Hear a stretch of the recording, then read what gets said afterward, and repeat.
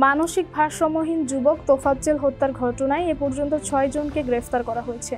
এর মধ্যে ৫ জনই ছাত্রলীগের রাজনীতির সাথে জড়িত বলে জানা যায়। আলোচিত একটি দৈনিকে উঠে এসেছে এমন চাঞ্চল্যকর তথ্য। সমৃদ্ধ ইতিহাস ও একাডেমিক শ্রেষ্ঠত্বের জন্য বিশ্বব্যাপী পরিচিত একটি মর্যাদাপূর্ণ উচ্চশিক্ষা প্রতিষ্ঠান ঢাকা বিশ্ববিদ্যালয়ের প্রাঙ্গণে সম্পূর্ণ সন্দেহ এবং অনুমানের ভিত্তিতে তোফাজ্জল নামে এক ভারসাম্যহীন যুবককে নৃশংসভাবে পিটিয়ে হত্যা করা হয়। এই হত্যাকাণ্ডে গোটা জাতিকে যেমন শোক তেমনি জাতীয় নিরাপত্তার ভয়ের মধ্যে ফেলে দিয়েছে। পুলিশ দ্রুত অভিযান চালিয়ে ৬ সন্দেহভাজনকে গ্রেফতার করেছে, যাদের মধ্যে ৫ জনই ছিলেন ছাত্রলীগের কর্মী। এমন জঘন্য অপরাধে ছাত্রলীগের সদস্যদের সম্পৃক্ততা শিক্ষা প্রতিষ্ঠানের রাজনৈতিক সংগঠনগুলোই ভূমিকা নিয়ে গুরুতর উদ্বেগ সৃষ্টি করেছে।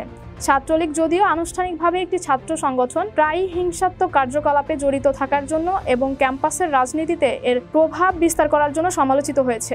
এ ঘটনার কোনো বিচ্ছিন্ন ঘটনা নয়, বছরের পর বছর ধরে একটি গোষ্ঠীর সাথে যুক্ত সহিংসতা এবং ভয় দেখানোর অসংখ্য প্রতিবেদন রয়েছে।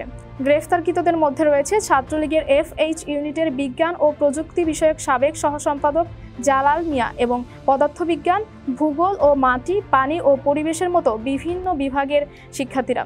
পুলিশ জানিয়েছেন যে তদন্ত চলছে এবং অপরাধের সাথে জড়িত অতিরিক্ত সন্দেহভাজনকে গ্রেফতারের চেষ্টা করা হচ্ছে। এ হত্যাকাণ্ডে শিক্ষার্থী, শিক্ষক এবং সাধারণ মানুষের মধ্যে ক্ষোভের সৃষ্টি হয়েছে।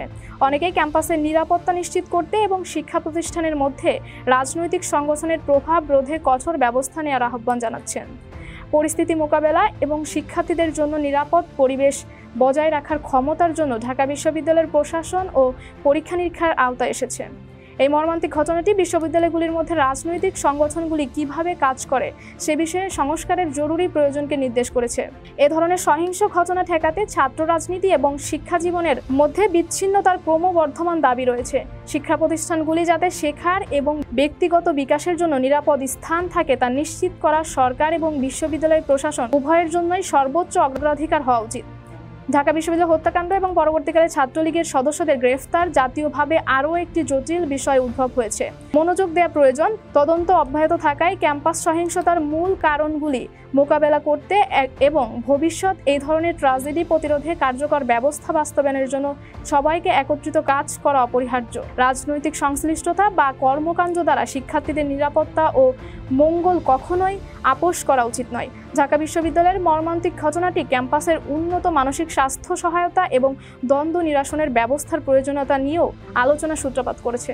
শিক্ষার্থী এবং অনুষদরা এই সমস্যাগুলির সমাধানের জন্য পরামর্শ দিচ্ছেন, জোর দিচ্ছেন যে একটি নিরাপদ এবং আরও সহায়ক শিক্ষামূলক পরিবেশ তৈরি করার জন্য একটি সামগ্রিক পদ্ধতির অপরিহার্য। হত্যাকাণ্ডের প্রক্রিয়ায় ছাত্র সংগঠন ও সুশীল সমাজের দলগুলো বিক্ষোভের আয়োজন করেছে এবং বিশ্ববিদ্যালয়ের কর্তৃপক্ষ ও রাজনৈতিক নেতাদের জবাবদিহি দাবি করছে। একটি ক্রমবর্ধমান ঐক্যমত্য রয়েছে যে দায় মুক্তির সংস্কৃতিতে ধ্বংস করতে এবং শিক্ষা প্রতিষ্ঠানগুলিকে রাজনৈতিক সহিংসতা ও ভয়ভীতি থেকে মুক্ত করার জন্য ব্যাপক নীতিগত পরিবর্তন প্রয়োজন।